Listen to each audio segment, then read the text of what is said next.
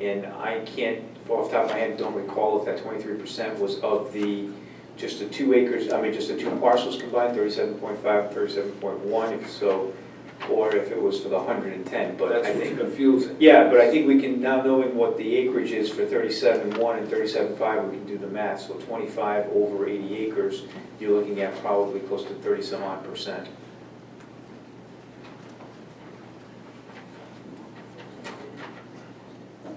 Brian, did I read something in our zoning about 15% lot coverage? There's something that says, I don't know if it says it under renewable. It is for, I would actually have to go look that up, and I apologize, it's not putting my rule book with me this evening. But we obviously, we can confirm those numbers. Okay, And thank you. what we will do is confirm, our understanding is that there's no dimensional relief essentially that we're looking for. We're meeting all the setbacks that were required, but we'll confirm that. We'll confirm whether the total lot coverage area and what, if anything, we need. If we do need something, obviously, we'll put it in as a request. This project is also going to, the process here is going to be a master plan approval, and in conjunction with that will be also a recommendation to the zoning board, as we will also need zoning approval, and then be back here for preliminary and final, because it is a major land development project. I will say that there was some discussion within the office, and we're still at a very preliminary stage on this, as to whether or not we would look at coverage based on the acreage of the 3 acres. How would we deal with that, whether the lots remain as 3 separate acres, or would they need to be merged into a single lot to take advantage of the full 110 acres when calculating coverage? That was my point, right? Yeah. Because every time I read something, it's 110 acres, but then it depicts 3 separate lots. So it's confusing the way it's written. Is it 1 lot, is it 2 lot, or is it 3 lots? All right, well, we can very easily, clarify that. All 3 lots are under common ownership, so we have 3 lots. It's a combination of total acreage comprising 110 acres. The development is subject to the 2 lots, which is roughly 80 acres. So with that, we will clarify that for master plan so that we have a narrative for you that describes specifically what our intentions are with the 3 lots, the total acreage, the development of the total proposed development for the solar array, so where we can classify it. Yeah, the third lot essentially provides just access to the solar. Right, so, Lot 58. Right, So and with that, given that we have the access going through, it's essentially part of the development. So it's a misnomer to say that development is on 2 lots, because the emergency access is coming from the rear on Cars Road. The main access is going to come from Flat River Road, which will be through the larger parcel, that larger square, which consists of 58 acres. Oh, I'm sorry, 31 acres, lot 58, 31 acres. A lot of numbers. so it would seem to me, if we're on this discussion, and there is, let's assume that there is a percentage of lot requirement, it's going to be one of 3 things. Either the development gets reduced so that it complies with those lots that are affected. All 3 lots are in fact included, and there's no further subdivision probably should be merged, or there's some type of a variance that's going to be requested. Well, I think what we can, I think the best way to resolve that is not, we don't have to essentially merge all the 3 lots. What we can do is provide an easement to ensure that there's proper access for this development from through lot 58 to lot 31.5. Assuming that the coverage percentage can be obtained with just the other 2 lots. If you need the 3rd lot, then perhaps you would need to combine them, so we would be sure that after this gets approved, then all of a sudden that lot doesn't end up sitting out, and an easement going through it just as you, because I think the lot coverage is the key component. Correct. Okay. So I don't see the lot coverage being an issue, because one way or the other will be, there's enough acreage there to accommodate that issue. It's just a question of legally how do we do it, whether we combine lots or Well, that's. Right, I just didn't know if you had a future development plan for the other lot, and I just wanted to make it clear if you did, then maybe you did need to look at that now. Yeah, But if not, okay. that's probably not an issue. Yeah, correct. No, I don't. Thank you, Mr. Flynn, let me address that. Anybody else have any questions? Yes, I do. Okay. Can I just make one statement first? And Okay.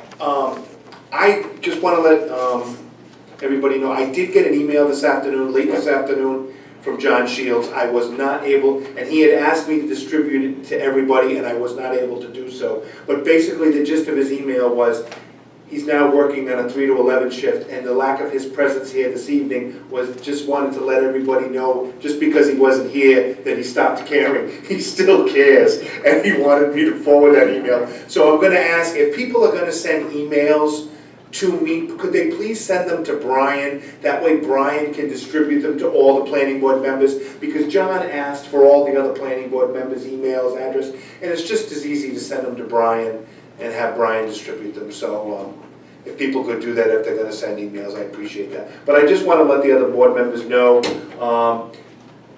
about his email. And the other thing, basically the main point he wanted to drive home in his email was he thought that the land had been cleared within a setback adjacent to his property. And that was something he just wanted us to know about. Okay, I just wanted to bring it up. Cindy, I'm sorry, you can go, please. That's okay. I have a problem with this as being 3 lots. I think it should be merged, and then we can have the lot coverage finally set, so that we're not giving.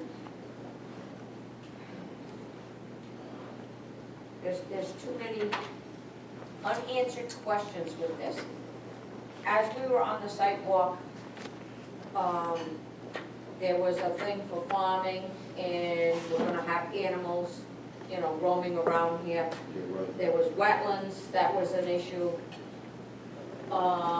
It was an issue for wetlands division, but it's not an issue for agricultural, and as far as I'm concerned, and was taught, wetlands are wetlands, whether it's an agricultural use or whether it's I don't know, I'm getting conflicting reports here. Well, I would just say, that I don't know the specifics of really the unclarity, but I would say this: there are exemptions that you can qualify for if you're deemed agriculture. So it happens quite a bit where in the wetlands department, an applicant will qualify as agriculture and then gets exemptions that the normal landowner may not qualify for. So they can go into the wetlands with the agricultural use? I think they can There's not go- a 50-foot perimeter? I think they can go into the perimeter wetland, up to the actual edge of the wetland.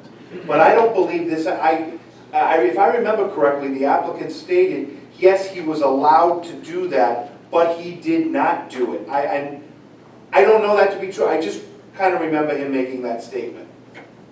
Well, we were also notified that there was a violation of the wetlands, so that's why I'm asking this question. If DEM Wetlands issued a violation because they were cutting in the wetland or disturbing it somehow, how now does that correlate with the agricultural use? Kevin, Does could you that null and explain void it? that slip of paper that wetlands dropped off? It- There wasn't wetlands, it was actually, Compliance problem? compliance. Yeah. Right. I mean, my understanding is there's no recorded violation on the property today. That they've been working with Division of Agriculture, Division of Wetlands to make sure that the limits of clearing for the pastures that are being created now meet the requirements of the exemptions and so on. So, to my knowledge, they've been out there multiple times. I haven't been privy to those meetings or part of those meetings, but that there's no outstanding violation on this property today in terms of a recorded. John, do you also believe that to be true? Yeah. Yes, and I can add that normally notice of violation will come at the very, very end of the process, and it's essentially once the applicant does nothing or the property owner has done nothing. You'll see a notice of intent to enforce that DEM will issue, and sometimes they'll issue a notice of intent to enforce. That's not recorded in the land evidence record. All that is basically a speed warning, and that is the initiation of a process whereby the DEM and the property owner will work through a restoration plan if there's been identified an encroachment into the buffer zone or into the actual wetlands. So I think that I can say that at this point, there's been no notice of violation filed, not even a notice of intent to enforce. There's just a discussion between the property owner and DEM to ensure compliance. And Cindy, I just wanted to follow up on your concern about the lots being joined. I know this board in the past, and we have made that a stipulation as that they had to do an administrative subdivision and make it all one lot. That has been stipulated in the past on other projects. So I would like to see that on Yeah. this project as well. I'm just letting you know that that's, what we've Yeah. done on many other projects, so. Does anybody else have any additional questions or anything? If the chair wouldn't mind, I just wanted a clarification, John. Was the cease and desist order issued believe at so. any point? No. No. Okay, I had heard a rumor about that. No. Oh, what? Okay. So, There was a cease and there was a desist. cease and desist. It wasn't a rumor.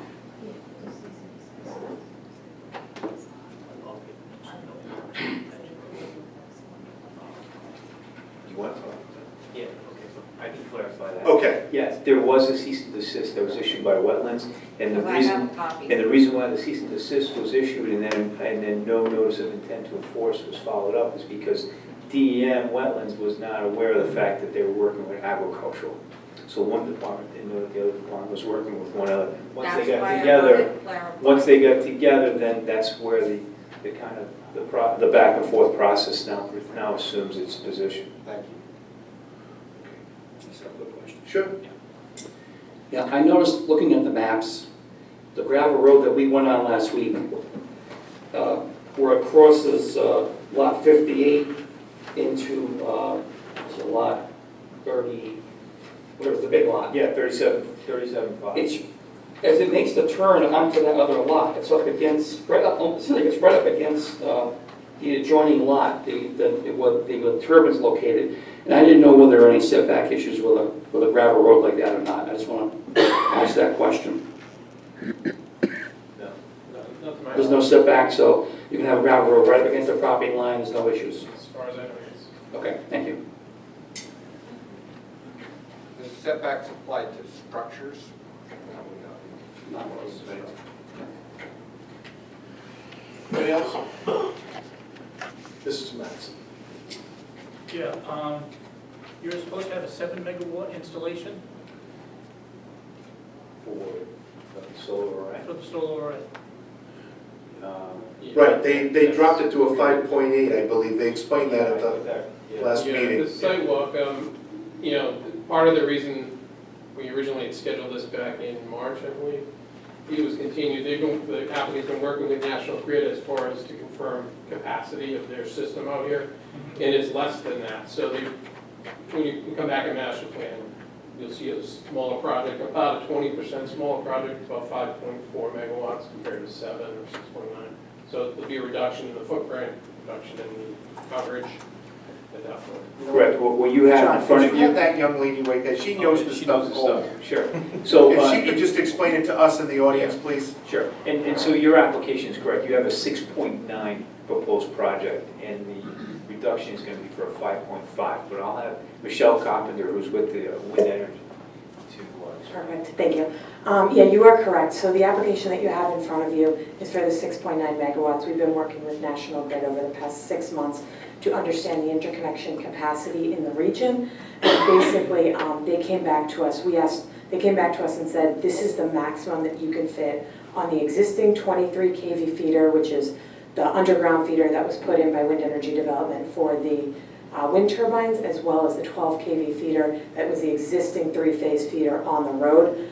They've come back and they've said 5.4 megawatts is it. You can't fit any more than that. And so that's why as the next step of the process, you're gonna see that much smaller footprint. So that's it for Western Coventry. They basically told us, short of bringing, I think their analogy was something like Disney World to Western Coventry. So the grid will be at capacity? Yeah, the region, the Western. If this is approved. Yeah, the grid in Western Coventry. I can't speak to the rest of Coventry because they may be on separate feeders, but that specific region, yes. Okay, follow-up question. Yes. If that means there's no capacity out there, what if every resident in District 1 wants to put solar panels on their roof? How is that going to complicate this issue? So that actually should not be impacted because what we interconnect with is three-phase commercial power. Anyone who's on a residential property would be on a single-phase residential power line. So those are done separately, and those should still be capacity, but you won't see anything of large scale. You'd only see projects that would be interconnecting with a residential capacity, and they only make those in really residential inverter type products that go on houses or small backyard systems that you may have seen. So basically, the solar project that you're going to be producing out there is going to be fed into the Indian Point Trail, right? You know, that compressor, that whole line that they put in. So it won't be a benefit basically to any of the Western Coventry homes. No, I mean, the way the grid works, none of the power actually benefits the direct region that it's interconnected with. It does potentially provide some stability, and it could be a good counterbalance for the wind because it's producing at different times than the wind turbines are, but it's not necessarily like a benefit or a detriment. It's just, it goes into National Grid system, and then National Grid, you know, they don't look at it from their perspective as benefiting anyone, but, you know, they use it for their own personal needs, basically. And I guess that line that was sent out there, was its original intent to put more wind turbines up, but there was a moratorium or whatever put in place, and the solar array is going to take place of whatever wind turbines they might have fed back into the system? Yeah, I would say that there was always a plan to try and maximize the circuit. It was just working with National Grid to try and understand what the maximum capacity on that circuit was. And now that we understand that, it appears that this solar project is going to be it. So there will be no more wind turbines, no more solar projects of scale. Still, you know, small residential type stuff could happen. Wait. So do you have anything in writing from the grid that addresses this issue? I know we all talked about it, it's all verbal. Anything in writing? We have impact studies from the utility that basically show the impact of our solar energy system on the grid. We can ask if they'll put together some sort of a memo or something that's a little bit easier to understand, because the impact study is a 60-page technical document that, like, quite honestly, we send to our electrical engineers. I don't even understand most of it. I think that would be helpful. Yeah, we'll definitely ask that of them. Thank you. Anybody else?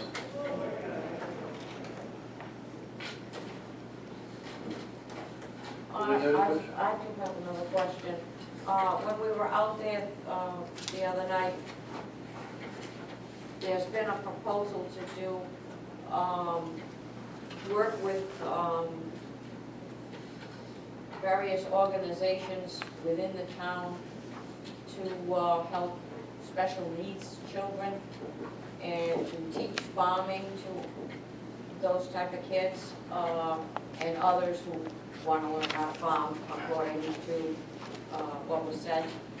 But I asked the question that night, is there anything in writing? Has anybody contacted from this development the superintendent of schools for working with special needs kids, or with the Department of Human Services? And I got nothing for an answer, nothing's in writing.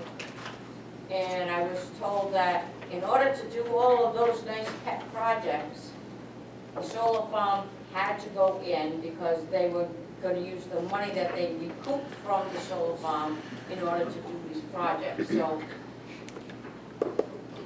I didn't think all of this was all tied together to an approval of the solar farm in order to do all this other kind of stuff. It just doesn't make sense to me. It seems more like a wishful thinking that they want to do these other projects, but I don't think they're going to come to fruition. grading. And that was part of the questions to be asked from our report as well. So I can clarify that a little bit if it helps, actually. So the way the property is set up right now, Rachel DePasquale, who's actually in the audience here, lives on the property. She's Mark's daughter. It's her vision to turn this into a much larger project than it is today from a farming perspective. Today, we're leasing the property to Stamp Farmers Enterprises LLC, which is how we're working through agriculture. They've currently set up so that the front field that you drove through on that front parcel, they're harvesting wheat on that field. Rachel at this point has gotten chickens, and she just got some Nigerian dwarf goats. So she's in the process of starting this farming agricultural activities from a small perspective, and she's working up towards this much larger plan that really is a 5, 10 plus year vision for the property.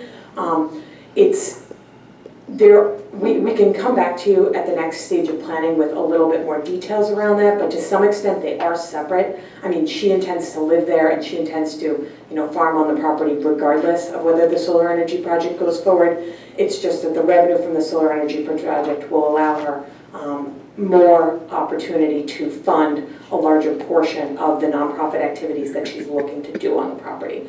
So they are separate. She intends to be there regardless and go forward with it, but it would be at a much slower pace. And so she's still working through exactly what those programs are, because they're complicated and you have to go through licensing with the state and things like that. If they're going to be activities beyond just farming and working with DEM to give plots to potential farmers in the area. Which I asked those questions, had she gotten any approvals or any state funding or anything like that. And I wasn't getting very good vibes from it, so that's why I'm asking the questions tonight. Yeah, it's still very early stage, and I think that's the challenge. So she's working through her business plan, and so what we had talked about was, her putting together something that shows, what thinks she can do in a year, what she thinks she can do in 2 years, what she thinks she can do in 5 years. So you have a little bit more insight, and maybe some reference letters of people that she has been engaged with about these discussions. Okay, that's So it for me. it sounds like you don't want to tie to the application at all, no stipulations, it's just a vision and you just wanted to state that for the record. Yeah, I think they're completely separate. Correct me if I'm wrong, I just John, wanted to but make yeah. sure that that was a clarification. Yeah, Don't and get to the finish line and then try to tie it together. In other words, those are nice things to basically tell us, but that you don't want them tied to the application anyway whatsoever. No commitments, we'll guarantee we're going to do this if you do this, it's separate. Yeah. Thank you. That's what it sounded like, I just wanted to make sure. No, that's not. So that was just no- good speaking while we were out there saying, hey, this is my vision, hopefully I'll get to do this. Correct. If it pans out, great, if it doesn't, we still want. Right. Yeah, there's no Thank quid you. pro quo. And Got this is, the application is for a solar array. It's not Thank for, creation of a chicken farm.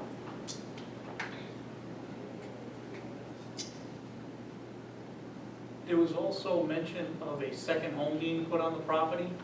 Do we have any idea where that's supposed to go? And if it's going to meet all the proper setbacks and everything else? And if it's going to be affected by any of these combination of zoning, et cetera, or combining the lots or anything? Yeah, there's an existing home on the front property on lot 58, down in the lower left. See it on there? It doesn't like it. It's right there, right? Yeah, sorry. And there was an existing home on the back property. You want the parcel map up instead? That's right up here, right, Kevin? Yeah, they're about in there. It was burned down in a fire. The plan is to potentially rebuild a home back there in a slightly different location, but it would meet zoning in terms of side yard setbacks, dimensional requirements. It actually is an approved septic, already approved. That would have to get modified, obviously, for anything down the road. So we showed it conceptually. It's on the western side of the array, in the center of that back parcel. That's awful close. That foundation is awful close to where you're going to put the array. Again, we've done, you haven't seen it, I agree, but we'll come back and mask it. It's about 200 feet away on the revised layout that we would bring forward at the next stage. See it right there, sort of, just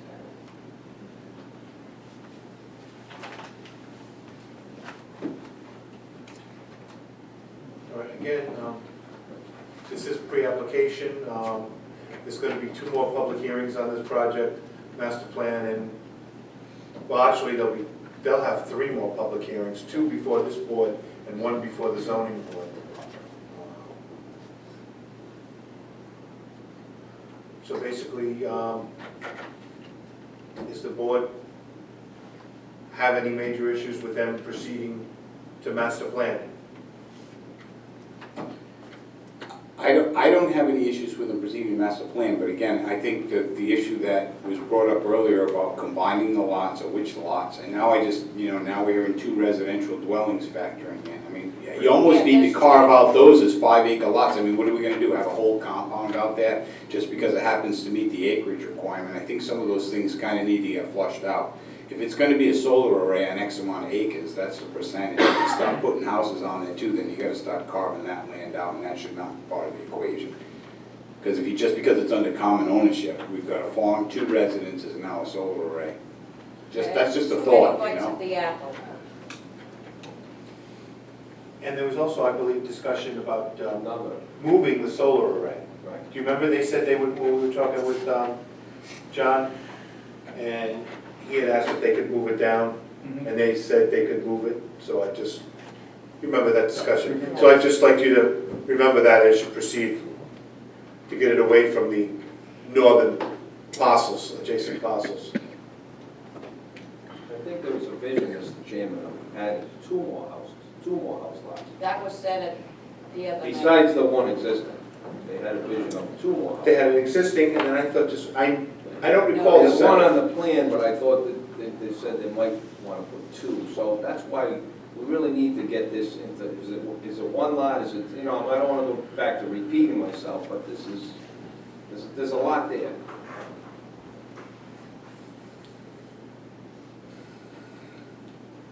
There's still too many unknowns.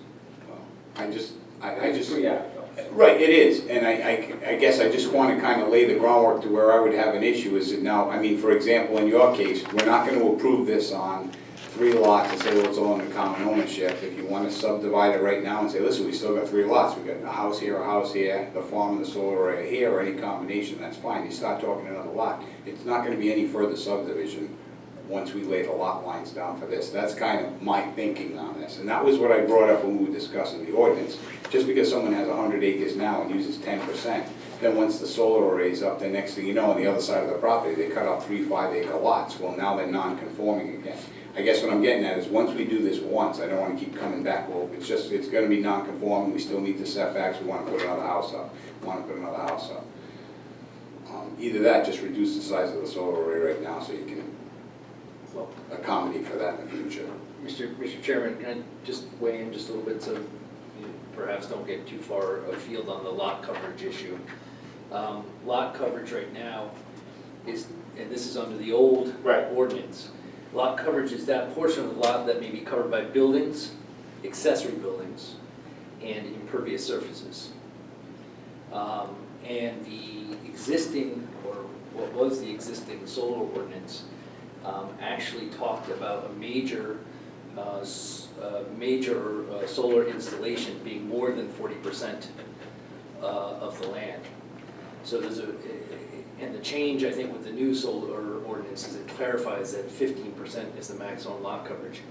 I'm not convinced there's a maximum lot coverage that applies to solar installations under the old ordinance. Correct.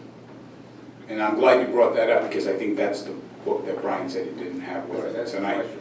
That's right. Thank you. That was, that's what we're looking for. Thank you, sir. But thankfully, I think we've fixed that Going forward. going forward.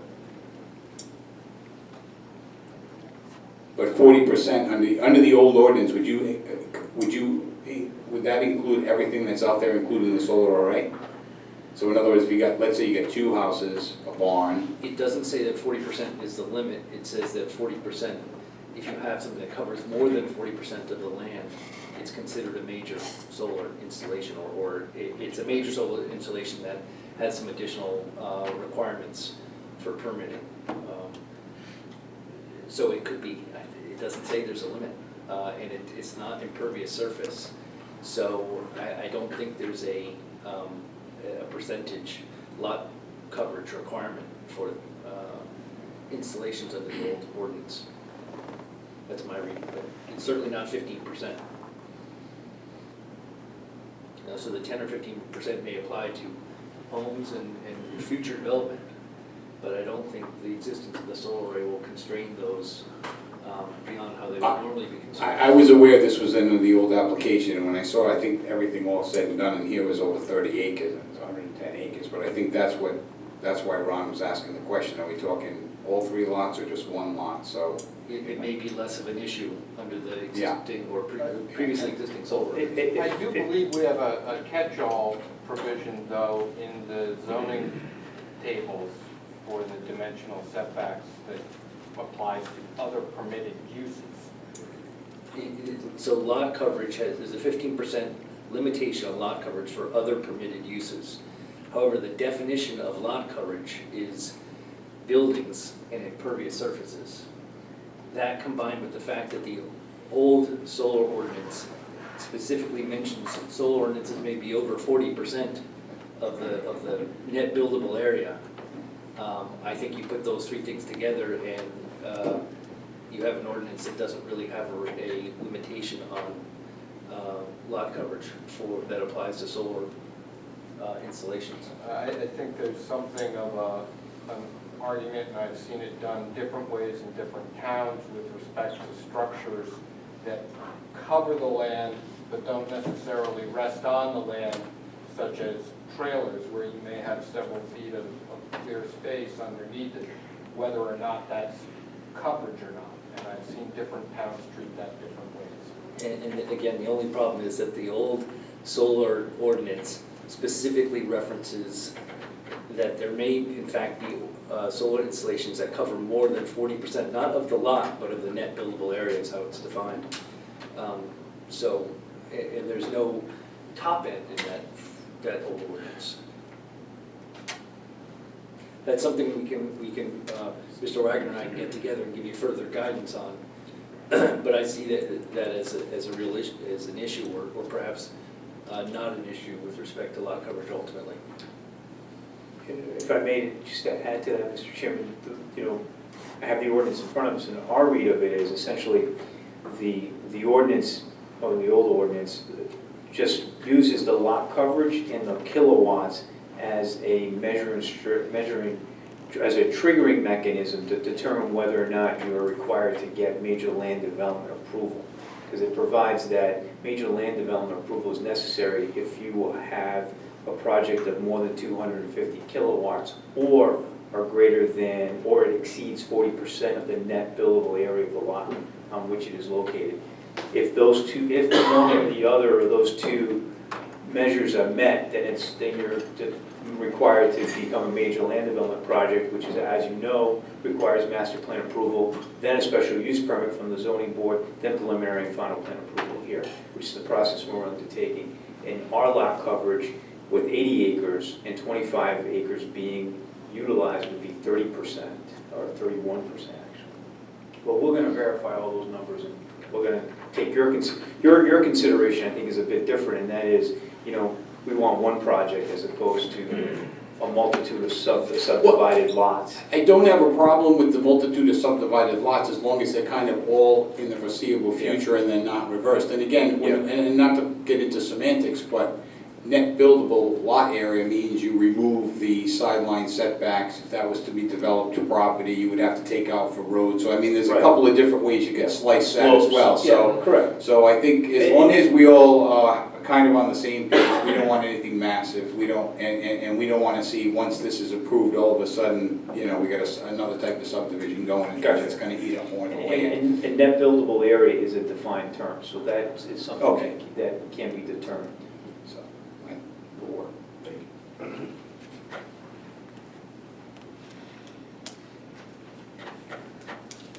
Anybody else?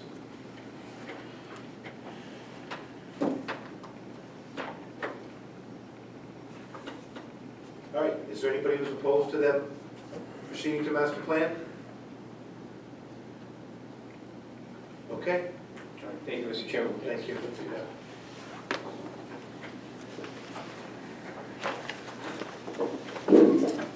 And lastly, this evening, under new business, we have a comprehensive plan process presentation by Mason and Associates. Mr. Westcott. Thank you, Mr. Chairman. I just had sort of a couple of introductory comments with respect to comprehensive plan process. And I wanted Mr. Westcott to come in and do a brief 15-minute presentation tonight. 10. Even better. Like them even more. Because I want to make sure we get all of our commissioners' heads in the game for what we're beginning to undertake here with the comprehensive plan rewrite. So I just looked up a couple of things to impress upon the commission what their responsibilities are here. Under the Rhode Island Comprehensive Planning and Land Use Act, it is the planning board's sole responsibility. Nobody else in town has this responsibility. It's your responsibility to perform the acts necessary to prepare the comprehensive plan. So that's your job. However, in doing that job, you also need to keep in mind that the comprehensive plan doesn't become final until it's incorporated into the town's municipal code, which requires town council approval, and until it is also approved by the state. So it's your job, but you also need to consider that these other two groups are going to have input at the back end of the day as well. And with that being said, I'll turn it over to Mr. Westcott, and he can give his... Hi, my name is Dave Westcott, and I've been practicing planning as a professional in Rhode Island for a little over 35 years now, and it certainly is a pleasure to sit and listen to a commission with the expertise that this commission has. That we always butter up our clients before we start really talking about the business. Very quickly, what is the comp plan? Anybody here sit through the last one? Most of us, I think. Most of you have been through it one time. Okay, great, we can just zip through this stuff pretty quickly. It's a town document, it's a book. And in that book, you're constantly asked, is this consistent with the comprehensive plan? This is the plan we're talking about. It sets a 20-year vision for the community. What should Coventry look like 20 years from now? And it provides the legal basis that holds up your zoning. Zoning is only legal if it's part of a plan to go somewhere and to make your community into something. So to be legal, it has to protect public health, safety, and welfare, and it has to be consistent with the plan. So the plan forms the foundation for zoning. It sets goals and policies, and it makes specific recommendations, who has to do what by when. So who uses the plan? Well, you use it because people are constantly asking you, is this consistent with the plan? I heard a couple of you quote from the plan this evening, exactly right. Now's your chance to mess with that thing and get the parts of it you really hate out of the way and get some new parts in it that you think it really needs into place. Brian mentioned it goes to the council. Well, the council uses it too, because the council is the only body that can amend or change the zoning ordinance, and they can only do that consistent with the comprehensive plan. They also approve a capital budget. Do you approve the capital budget? We make a recommendation on capital improvement items to the budget. Yeah, so we want to make sure that that's in the comprehensive plan. You know, a community that suddenly makes tall buildings suddenly needs fire engines with very tall ladders on them. And we have to think ahead and patch these things together so that they work for the community. And the builders and developers use the plan too, because they know you're going to make a decision on whether that plan is consistent, with the development is consistent with the plan or not. So they want to come in with plans that are, with developments that are consistent. Well, let me take that back. Most of them want to come in with plans that are consistent. So why are we doing an update now? When was the last one? 2010 is the last material I have. But that was never put into effect. So the last got approved. So the last approved one. Well, the state says we have to update, the old plans had to be updated every 5 years. They realized that that's preposterous, and now we're updating plans every 10 years. But to do that, we have to add a couple of things to the plan. The state law has required all plans to be updated by 2017. Guess what? We're not going to finish this one in 2017. But the punishment is the same as the reward. So as long as we're performing some manner of actions towards completing the new plan, we will be considered to be in compliance with the law. Some of the adjustments we have to make, the old plans had projections for about 10 years. Now our projections have to go full 20 years into the future. Agriculture has to be discussed in economic development. That kind of ties in very well with what you were discussing here this evening. Energy analysis of what the community produces, what the community generates, and what the community spends. These are new components that weren't in the old plans. And designation of growth centers. Where is Coventry going to grow? Will you build a new village, or will you grow in your existing villages? The plan addresses a whole mess of topics which I listed in the handout, and therefore don't have to rattle off, much to everyone's tedium. But for each one of those topics, we look at what happened in the past, where we are now, and then we talk a little bit about where we're going to be going in the next 20 years. And what we're trying to do is to create a vision, to articulate a vision of the future Coventry, and then set a bunch of goals and policies. Our goal is that everyone should have access to a good education. So our section, when we discuss education, we want to make sure education facilities are adequate and education capital budget is adequate and so on. So we set goals, we establish policies, and we make specific recommendations.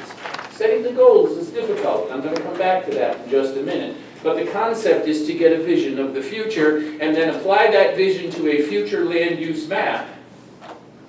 And then apply that future land use map to the zoning. So we take future land use, we put it over zoning, and where the two don't match, we have to fix either the zoning or change the future land use map. So that means we have to have a pretty clear vision in order to interpret the plan into the zoning that follows it.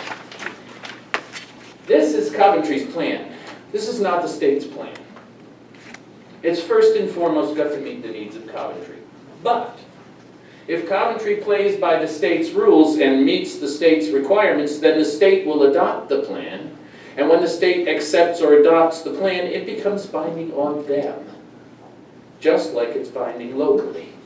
And that's a powerful thing. There are very few cases where a community can do things that are binding on the state. I always say the comp plan is like a shield when you're dealing with the state. It's not a sword, it won't win the battle for you, but you don't want to go into battle without a shield of some sort. Your policies have to be recognized by the state. To get a plan approved, we need widespread public support. If 200 people show up here every time we have a hearing for the plan, and they all say it's awful and they don't like it, it's never going through the council. So this means we need a public participation and a public involvement process. We're going to have to work. Did you already turn it down? That's a loaded question. Oh, okay. All right. So what we want to do is have a series of program interactions with the public, a series of workshops. And there's a couple of ways we can do this. Either you can put up with my ugly puss at every one of your planning board meetings, or you can appoint an advisory committee.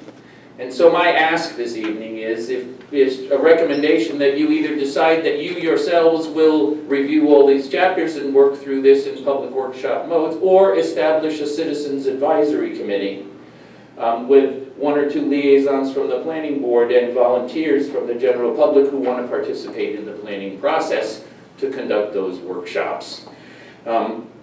What typically happens is a planning board appoints an advisory committee with liaison from the board. We meet and work with the advisory committee, and then we have this cascading process of recommendations where the advisory committee says we're done and refers it to the whole planning board. The planning board will go through it page by page right here in this room and make the changes you need, and then you'll refer it to the council. And the council will undoubtedly find a few things they want to change, and then they adopt it as an ordinance. What we have typically done is given it to the state to review first, and had the state say, okay, we're ready. If the council adopts this, we're ready to accept it. Because I can't stand going back to the council 2 times or 3 times. We only want to go to the council once. So what in practice happens is once you refer it, and we give it to the council as a draft. and we give it to statewide planning as a draft. And they both come back with their comments, and we set it up before either one of those two bodies approves it. So I'm talking about a 3 or 4 stage draft process, and that's the last page of my handout. It takes typically something around a year to do this, about 6 months to get to a draft. And then it takes a few months after that to hammer on that draft and get all the little details worked out and get things smoothed enough so that you as a planning commission and the council are capable of passing and accepting this, and the state will accept it as well. So that's it, that's my 10 minutes. My ask again is either decide you as a planning board will work with us as your consultants, or decide to appoint a citizens advisory committee, and we'll come to the to the planning commission as the advisory committee feels necessary. Are we deciding that here this evening? You know, you don't have to decide it this evening. It's Well, my let me just tell you where I'm ask. coming from. It didn't work out last time. The last time, I believe it was just the planning commission. It was Just the planning commission I members. think you need. And you tried to do it all Was I on yourself? that committee? No. No, I was not. Did you have a consultant? Yes, we did. And We you had a got consultant, finished. somebody from the Providence Planning Department, who you know. Yes, okay. Yes, he was our consultant with Okay. somebody else. Yeah. And Well, you- I so- want to point out that I'm only about half your consultant. I actually have to stand this way. No, because we recognize that you're going to have new planning staff. Well, we recognize that you have highly qualified planning staff now, and that you will have new planning staff. And we fully expect that they'll want to be participants. So what we have is our contract calls for us to assist the town. Things like GIS, we'll be doing at the town's direction. Sure. Other things that the town wants to do with our assistance. So we kind of trade things back and forth. Last time what happened, the planning board did it themselves, they set up a subcommittee, they had meetings, and those meetings were open to the public. They were advertised meetings, there was no public participation whatsoever.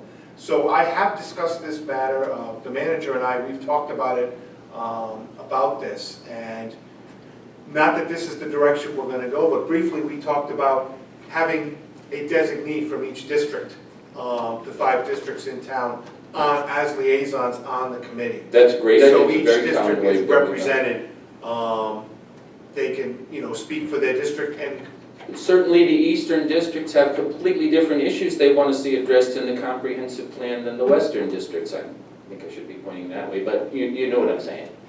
It's a great idea. I'm not asking for a decision no, I'm tonight. just telling you what my thoughts are, based on discussions that I've had with people in town. We definitely need some people from the western end to be on this. Well, they would fall under that district category. Not one from each, not one person from each district. How big a committee do you want to have? I would Well, recommend the not more than western 7 end is people. Quite extensive. You know what? I know for a fact that there's people out there in the audience who live in the western end, Who want to be on. who can speak for everybody in the western end. And I'm positive of that. But anyway, we're not deciding anything tonight. I'm No. just telling you where we're gonna go. I want to put it on the table so that you can have plenty of time to consider it. Right now, I've got a pile of material about this high, and I'm just wallowing in the data. And until I figure out what all we have and where we're going and what it all says, I'm not going to be ready for it either. But I wanted to introduce myself. Thank you very And I much for the appreciate it. opportunity to work with you, and I look very much forward to hearing. Dave, I got one more question. Yeah. In your experience, who gets the onerous task of appointing the committee members? Generally, this is done by the planning. Director? Yeah, well, no, it's usually done by the planning board, because it's at the planning board's discretion. Okay. So it's typically done by the planning commission chair with consultation with obviously the town manager and so forth, because you want good representation. I do. Thank you so much. We do. The town does. That's more than my 10 minutes. Thank you so much. Thank this you. evening.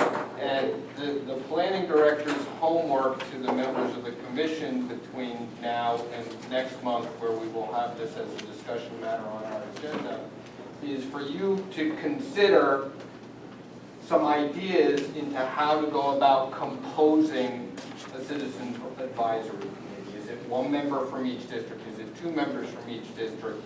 Should we have a liaison from the town council on the citizens advisory Exactly. committee as well? Think about that, you know, what would be a good composition? Let's try not to get crazy with numbers, because the more people you add in, the more complicated everything will become. But think about what a good cross-section of this community would be for that. What I'd like you to do too is talk to Dave and find out, because I know he has and is currently working on with other communities. I'm curious what other communities, how many people they have, who do they put on? You know, do we need, should we have town staff, you know, full-time staff, like a public works director on the committee, or somebody, or a town engineer, somebody like that? I'm just curious what other communities are doing, so if you could find that out. And I will do the same, so I will be doing the same as you will. I'm working in 9 Rhode Island communities, and I think there's 8 different structures, so I'll be happy to tell you all about that. Okay, thank you so much. Okay.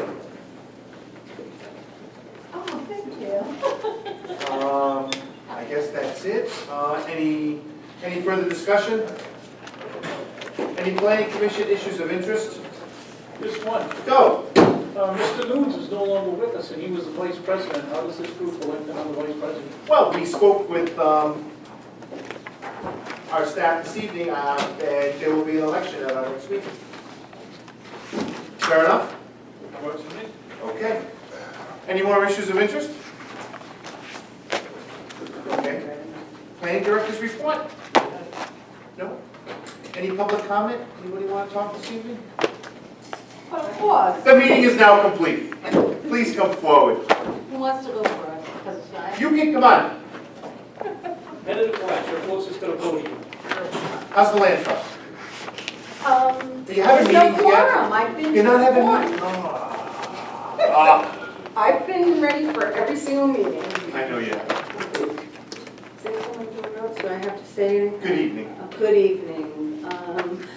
I know some of you are already on board with this solar array. I have...